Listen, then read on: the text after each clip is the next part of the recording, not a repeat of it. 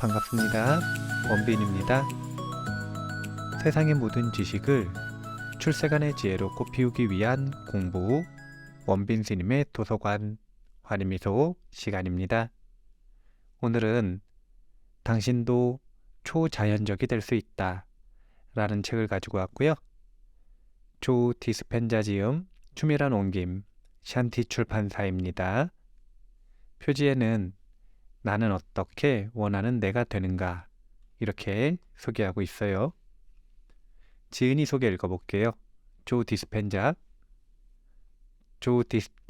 박사는 세계 5대륙 32개국이 넘는 나라에서 강연 요청을 받는 국제적인 강연자, 연구가, 기업 컨설턴트, 작가이며 교육자이다. 사람은 누구나 위대한 것을 성취해낼 수 있는 무한한 능력을 소유하고 있다는 확신을 갖고 강연하고 교육한다. 그는 격려와 애정을 담은 자기만의 스타일로 수많은 사람들에게 어떻게 하면 뇌의 신경 회로를 재배치하고 몸을 재조정해 지속적인 변화를 이뤄낼 수 있는지 구체적이고 이해하기 쉽게 가르쳐왔다. 그는 신경과학, 후성유전학, 양자역학 등의 최식 성과들을 활용해 자연치료를 일으키는 원리를 탐구한다. 또 다른 과학자들과 협력해 뇌 전도를 이용한 뇌파 기록에서부터 심장 일관성의 측정, 후선 유전학적 변화의 검증 등을 통해 고급 과정 워크숍 중 일어나는 명상의 효과를 연구한다. 또한 기업 컨설턴트로서 신경과학의 원리들을 활용해 직원들의 창조성, 혁신성, 생산성 향상에 관심을 보이는 기업체나 사업체를 직접 방문해 강의와 워크숍을 진행하기도 한다. 이 책에 쏟아진 찬사들. 조 디스펜자는 우리의 패러다임을 바꿔놓을 양자과학의 발견과 과거의 수련자들이 일생을 들여 공부해온 심오한 가르침들을 이 한 권에 담았다. 그렉 브래든. 인생을 바꿀 책, 황홀한 책, 믿을 수 없이 실용적인 책. 크리스티안 노스럽. 조 디스펜자는 21세기판 인간의 몸과 뇌 사용 설명서를 만들어냈다. 쉐릴 리처드슨. 곧바로 본문 중에 읽고 싶은 부분 읽겠습니다. 수렴적 집중과 확산적 집중. 앞장에서 명상을 시작할 때 나는 몸의 각 부분뿐만 아니라 각각의 주변 공간에도 주의를 집중하라고 했다. 이제 내가 왜 거의 모든 명상법에서 그렇게 하도록 권하는지 알아보자. 명상을 훈련하면 우리의 뇌의 두 가지 다른 집중, 수렴적 집중과 확산적 집중 방식에 모두 능통하게 된다. 수렴적 집중이란 오직 하나의 대상에만 한마음으로 초점을 좁혀서 집중하는 것이다. 명상을 하면서 몸의 특정한 곳에 주의를 집중할 때 당신은 바로 이 수렴적 집중을 하는 것이다. 생활하면서 어떤 대상에 주의를 보낼 때에도 우리는 이 수렴적 집중을 한다. 음료를 마시려 잔을 들 때, 누군가에게 전화를 걸거나 문자를 보낼 때, 구두끈을 맬 때 우리는 초점을 좁힌다. 우리는 대부분 이 좁은 초점 상태에서 외부 세계의 대상이나 사물, 사람이나 장소에, 즉 3차원의 것들에 집중한다. 앞장에서 스트레스 호르몬이 온몸에 분출되는 생존 모드에 있을 때 우리는 늘 싸우거나 도망갈 태세를 하고 있다고 말한 것을 기억하기 바란다. 그런 상태에 있을 때는 외부의 물질 세계에 초집중하는 것이 매우 중요하기 때문에 우리의 초점은 훨씬 더 좁아진다. 실제로 우리는 이때 물질주의자가 되어 감각으로 인식할 수 있는 것만이 현실이라고 단정한다.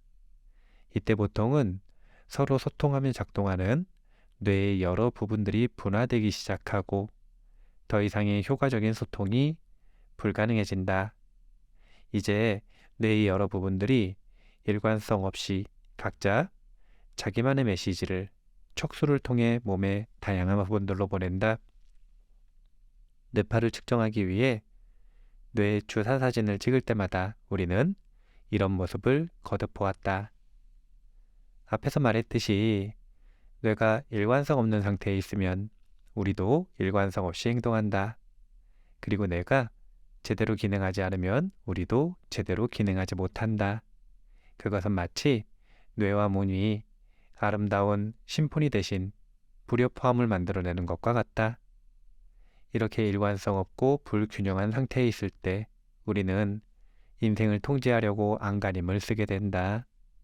과거를 토대로 미래를 예측하려 하고 그 일을 우리 내면의 생각과 느낌이 아니라 외부의 대상과 사물에 더 집중함으로써 해내려고 한다.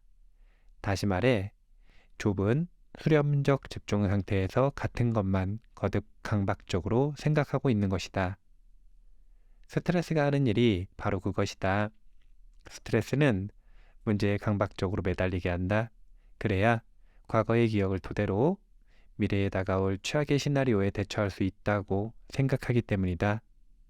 최악의 경우에 대비해야 생존 가능성이 높아진다. 그러면 어떤 상황이 생겨도 다 대응할 수 있을 테니 말이다. 하지만 이 좁은 집중에서 벗어나 초점이 좀 더 열리고 넓어지면 우리는 공간을 알아차리게 되고 따라서 우리 몸 주변의 공간 속에 있는 빛과 에너지도 알아차리게 된다. 이것을 우리는 확산적 집중이라고 부른다. 이제 우리는 어떤 것에 집중하는 데서 벗어나 아무것도 아닌 것에 집중한다. 다시 말해 입자가 아니라 파동에 집중하는 것이다. 현실은 입자와 파동으로 구성되어 있다. 현실은 물질이자 에너지이다. 그러므로 좁은 초점을 이용해 몸의 각 부분에 집중하다가 초점을 넓혀 몸 주변의 공간을 감지하며 파동을 알아차릴 때 뇌는 훨씬 일관성 있고 균형 있는 상태로 변한다. 지금 이 부분을 읽으려고 하는 이유는 이제 명상 수행을 하다 보면은 몸의 에너지 센터에서 다양한 현상들이 일어나게 됩니다. 그 현상이 일어나는 건 신기한 일이 아니라 우리가 마음이 조금 집중되었다라고 하는 지표 중에 하나입니다. 그런데 많은 분들이 정보가 없으니까 그것이 신기하고 아주 좋은 일이라고 생각을 해서 집착을 하고 또는 무서워서 도망을 갑니다. 그래서 에너지 센터들이 어떻게 작동하고 그리고 그 부분을 어떻게 활용할 수 있는지에 대해서 정보를 좀 제공해 드리고 싶었어요. 계속 읽어볼게요. 우리 몸의 에너지 센터들이 작동하는 방식. 우리 몸의 각 에너지 센터들에 대해 자세히 살펴보기 전에 먼저 이것들이 어떻게 작동하는지를 조금 살펴보는 것이 좋겠다. 이 각각의 센터들을 서로 개별적인 정보 센터들이라고 생각해보자. 각 센터는 나름의 의식을 전달하는 특정 에너지를 갖고 있으며 자기만의 매우 구체적인 정보가 담긴 빛을 방출하고 특정 메시지가 담긴 자기만의 주파수를 지니고 있다. 각 센터는 또 자기만의 분비선, 호르몬, 화학물질, 신경총도 가지고 있다. 이 신경 네트워크들의 덩어리 하나하나가 미니 뇌라고 생각하자. 그런데 만약 에너지 센터들이 각자 자기만의 뇌를 갖고 있다면 자기만의 마음도 갖고 있을 것이다. 이 장에서 살펴보았듯이 의식이 신경조직을 활성화할 때 마음이 생겨난다. 마음은 활동 중인 뇌를 의미하므로 이 각각의 에너지 센터가 신경총을 갖고 있다면 그 각각이 자신만의 마음도 갖고 있다는 뜻이다. 마음을 활성화하는 것은 지시와 의도, 즉 의식적인 의도를 지닌 에너지이다. 이 각각의 에너지 센터가 활성화되면 이 에너지 센터들은 이제 호르몬, 조직, 화학물질, 세포를 활성화한다. 그리고 에너지를 방출한다. 예를 들어 당신의 첫 번째 에너지 센터, 생각과 에너지를 받고 활성화되었을 때 이 에너지 센터의 마음은 아주 구체적인 목적과 의도를 갖게 된다. 그때 당신이 의식을 지닌 존재로서 어떤 생각이나 상상을 하면 당신의 몸이 생리적으로 변화하고 따라서 당신의 에너지도 바뀌게 된다. 당신 몸은 해당 분비선에서 호르몬과 화학물질을 분비해서 당신이 감정적으로 성행위를 하도록 돕는다. 이제 이 에너지 센터에 에너지가 늘어나면서 이 에너지 센터는 의도가 담긴 자신만의 특정 주파수를 방출한다. 의도를 담은 그 에너지가 바로 이 생식 센터를 활성화하고 미니 뇌 안에 있는 마음은 자신의 신경총 차원에서 몸 안의 마음에 영향을 미친다. 몸의 이 부분에 있는 마음은 이 미니 뇌를 통해, 즉 자율신경계를 통해 잠재의식 수준에서 작동한다. 이 마음은 당신의 의식적 통제 밖에 있다. 이제 이 에너지 센터 내 미니 뇌가 관련 분비선을 활성화하고 그 결과 관련 호르몬이 분비되며 이로써 몸의 감정 상태와 생리를 바꿀 화학 물질들이 분비된다. 이 점에서 당신 몸은 미니네의 마음을 따르고 있다고 말할 수 있다. 그리고 그때 당신은 이 에너지 센터의 구체적인 지시를 담은 아주 분명한 에너지를 방출하게 된다. 우리는 누구나 아주 섹시한 사람을 보았을 때 그런 에너지를 느껴본 적이 있을 것이다. 에너지가 이 신경조직 혹은 신경총을 통해 움직이면 바로 그 수준에서 마음이 만들어진다. 그러므로 이 에너지 센터가 활성화될 때 이 에너지 센터는 자신만의 마음을 갖게 된다. 두 번째 에너지 센터도 자신만의 마음을 갖는다. 두 번째 센터의 미니네. 그러니까 그 마음이 활성화될 때 우리는 자신의 직감을 믿게 된다. 그리고 첫 번째 에너지 센터에서 조금 전 살펴보았던 일들이 두 번째 센터에서도 순서대로 일어난다. 물론 이때 보이는 호르몬과 화학물질, 감정, 에너지, 정보, 신경회로는 다르다. 사실 이 두 번째 에너지 센터는 제2의 뇌라고도 불린다. 이곳에 수억 개의 신경세포들이 있으면서 서로 연결이 이루어지고 있기 때문이다. 실제로 좋은 기분을 느끼게 하는 호르몬인 세로토닌도 그 95%가 뇌가 아닌 장에서 발견된다. 그러므로 직감을 믿는다는 것은 말 그대로 우리의 본능을 믿는다는 뜻이다. 우리 몸과 이 센터의 미니뇌가 분석적, 이성적 사고를 하는 뇌와 마음보다 더 중요해 보일 정도이다. 그렇다면 심장의 센터는 어떨까? 심장을 따라가면 무슨 일이 벌어질까? 가슴 정중하게 위치한 이 네 번째 센터도 처음의 두 센터처럼 자신만의 주파수와 호르몬, 화학물질, 감정을 갖고 자신만의 미니뇌도 갖는다. 이 미니뇌가 주변의 에너지 및 정보의 장으로부터 에너지를 받아들인다. 가슴을 따를 때 우리는 더 배려하고 친절하고 통찰력이 깊어지고 이타적이 되고 연민을 보내며 베풀고 감사하고 신뢰하고 인내심을 보인다. 이 같은 정보를 심장에너지 센터의 미니뇌가 받으면 이 미니뇌는 심장 쪽에 위치한 기관과 조직들에 지시와 메시지를 보내고 그러면 우리는 이 특정 정보 센터로부터 사랑의 에너지를 방출하게 된다. 이제 이 각각의 에너지 센터들에 대해 좀 더 자세히 알아보자.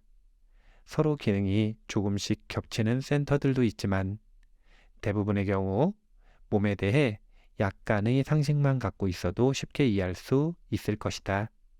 필요하다면 다시 그림 4.3을 보고 대충의 위치를 확인해 두기 바란다. 이 책에서는 일반적인 7개의 차크라에 대한 이야기가 아니라 특이하게 8번째 에너지 센터, 즉 8번째 차크라까지 이야기를 하는데요. 하나하나가 어떤 역할을 하는지 간단하게 살펴보겠습니다. 에너지 센터 알아보기. 첫 번째 에너지 센터는 생식기 부분, 즉 회음부, 골반저, 여성의 질이나 남성의 음경과 연결된 분비선들, 남성의 경우 전립선, 방광, 배 아래쪽의 장, 항문을 포함하는 부분을 관장한다. 이 에너지 센터는 생식, 출산, 배설, 성생활, 성적 정체성에 관여한다. 여성의 에스트로겐과 프로게스테론 호르몬, 남성의 테스토스테론 호르몬도 이 센터와 관련된다. 이 센터는 또 하장감막 신경총과 연결되어 있다. 첫 번째 에너지 센터는 막대한 창조 에너지를 지니고 있다. 아기를 만들어낼 정도의 생명력이라면 그 에너지가 얼마나 클지 생각해보라. 이 센터가 균형을 이루고 있으면 창조 에너지가 활발하고 성적 정체성도 탄탄해진다. 두 번째 에너지 센터는 배꼽 약간 아래 뒤쪽에 있다. 이 센터는 난소, 자궁, 결장, 췌장, 허리를 관장하고 소화와 배설, 소모, 그리고 음식을 부숴서 에너지로 만드는 일을 한다. 이 센터는 상장감막 신경총에 연결되어 있다. 이 두 번째 에너지 센터는 사회 조직과 구조, 관계, 지원 시스템, 가족, 문화, 대인관계에 관여한다. 이 센터는 뭔가를 부여잡거나 보내주는 센터라고 생각해보라. 이 센터가 균형 상태에 있을 때 우리는 자신이 속한 환경이나 세계에서 안전하다고 느낀다. 세 번째 에너지 센터는 배 중간에 위치하며 위장, 소장, 비장, 간, 담낭, 부신, 신장을 관장한다. 이 센터는 아드레날린과 코르티솔 같은 호르몬의 분비, 신장을 레닌, 엔지오텐신, 에리스로포이에틴과 같은 호르몬의 분비, 위장의 펩신, 트립신, 키모트립신 엽산 같은 효소 분비, 간의 온갖 효소 분비에 관여한다. 이 센터는 또한 복강신경총이라고 불리는 태양신경총과 연결되어 있다. 이 세 번째 에너지 센터는 우리의 의지, 힘, 자존감, 통제력, 충동, 공격성, 지배력과 관계가 있다. 경쟁적인 행동, 개인적인 권력, 자부심, 뭔가 해보려는 의도와 관련된 센터이다. 이 센터가 균형 상태에 있을 때 우리는 의지와 욕구를 이용해 삶의 환경이나 조건을 바꿀 수 있다. 두 번째 센터와 달리 이 세 번째 센터는 환경이 안전하지 않거나 예측이 안 된다고 느낄 때 자연스레 활성화되며 우리는 곧장 자기 자신과 자신이 속한 부족을 보호하고 돌보게 된다. 이 센터는 우리가 무엇을 원하고 그것을 위해 몸을 움직일 필요가 있을 때에도 활발해진다. 네 번째 에너지 센터는 가슴뼈 뒤에 위치하며 심장, 폐, 흉선을 관장한다. 이 센터는 성장 호르몬과 옥시토신의 분비뿐만 아니라 흉선을 통해 면역 체계를 활성화하는 1,400개에 달하는 화학 물질의 분출에도 관여한다. 이 센터가 관여하는 신경총은 심장신경총이다. 첫 세 개의 에너지 센터는 모두 생존에 관여하며 우리의 본능 또는 인간성을 반영한다. 하지만 이 네 번째 에너지 센터에서 우리는 이기적인 데서 이타적인 데로 옮겨간다. 이 네 번째 센터는 사랑, 보살핌, 양육, 자비, 감사, 감격, 감탄, 친절, 고무, 이타심, 온전함, 신뢰 같은 감정들에 관여한다. 이곳은 우리의 신성이 발현되고 우리의 영혼이 살아가는 자리이다. 네 번째 센터가 균형 상태에 있을 때 우리는 다른 사람을 배려하고 공동의 선을 위해 협력한다. 삶을 진심으로 사랑하고 있는 그대로의 자신이 온전하다고 느끼며 만족한다.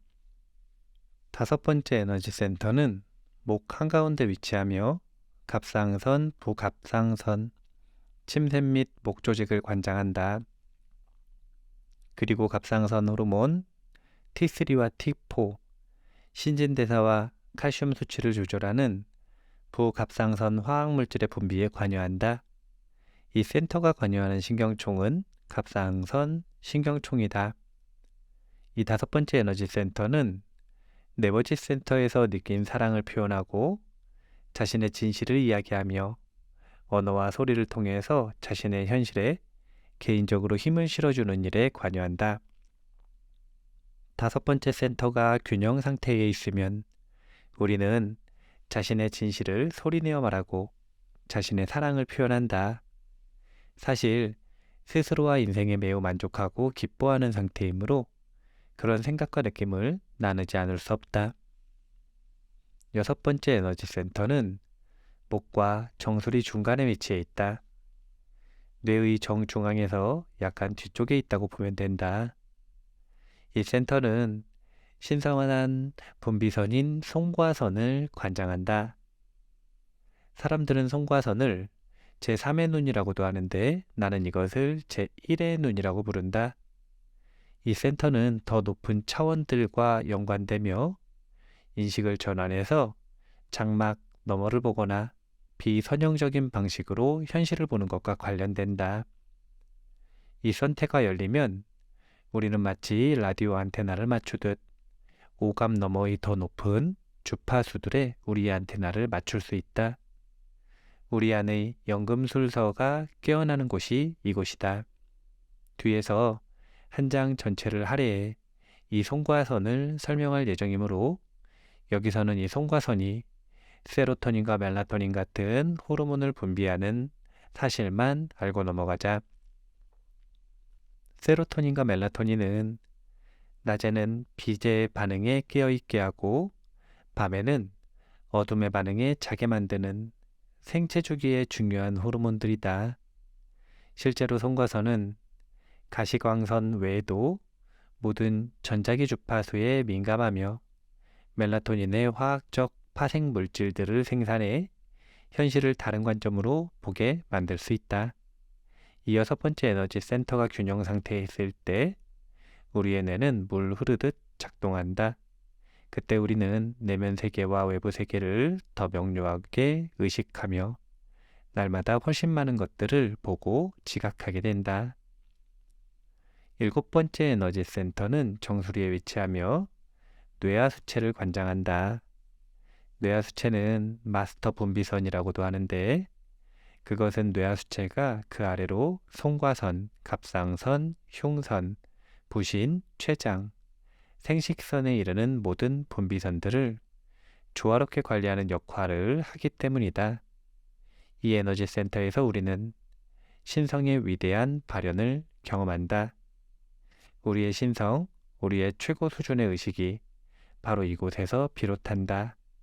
이 센터가 균형 상태에 있을 때 우리는 모든 것과 조화를 이룬다. 여덟 번째 에너지 센터는 유일하게 우리 몸 밖에 있는 센터로 머리 위로 40cm 떨어진 곳에 있다.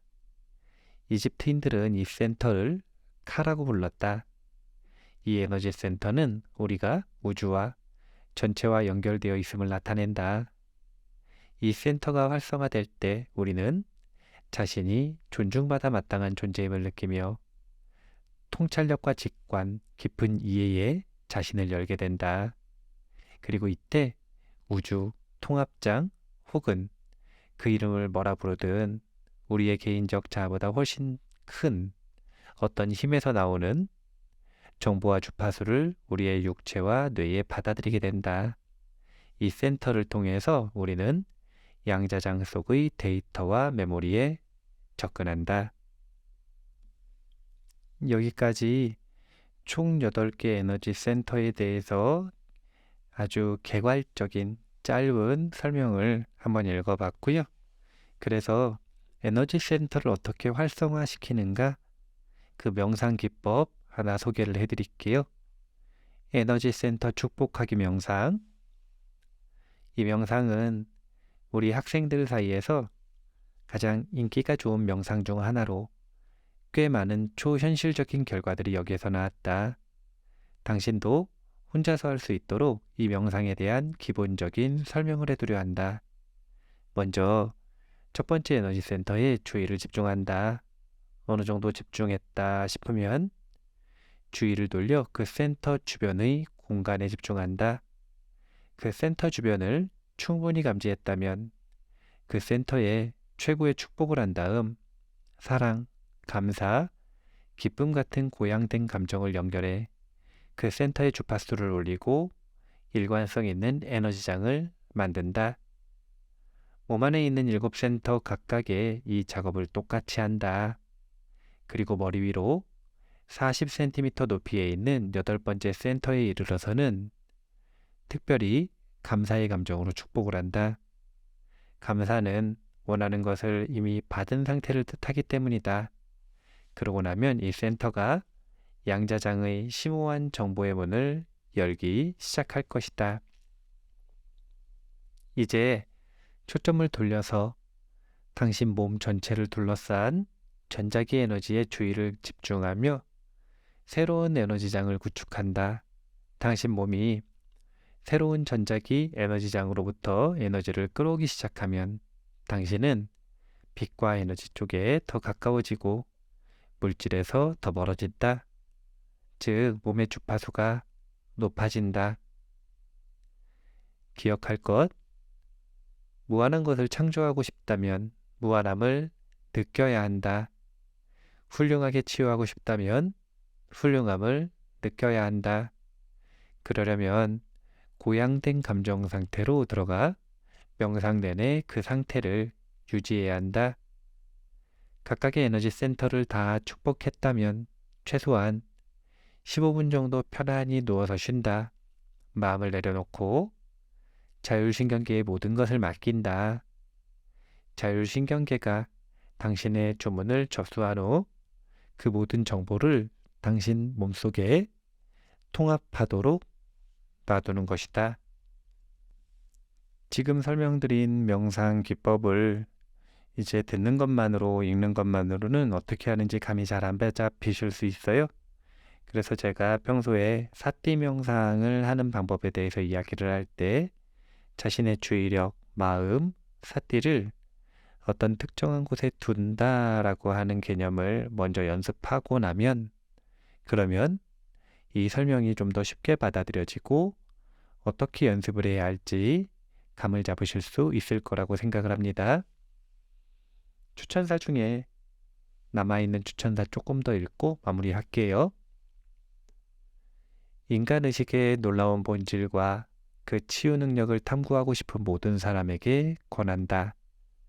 주디스 올로프.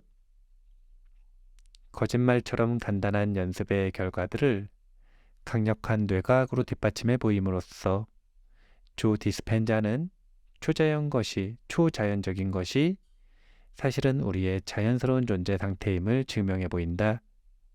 더군다나 이해하기 쉬운 말로 친절하게 설명까지 해준다. 린 맥타가트. 심신상관의학을 놀라운 약진을 이뤄낸 책이다. 멋지다. 모나리자 슐츠. 뛰어난 과학자이자 열정적인 교사 조 디스펜자가 쓴 매우 특별하고 실제적인 내용의 책. 이 책에서 그는 이미 알고 있는 것들의 한계를 넘어 지금까지와는 전혀 다른 새로운 삶 속으로 들어가는 방법을 단계적으로 보여준다. 토니 로빈스. 당신도 초자연적이 될 수 있다. 마치도록 하겠습니다. 세상의 모든 지식을 출세간의 지혜로 꽃피우기 위한 공부, 원빈 스님의 도서관, 환희미소 시간이었습니다. 감사합니다.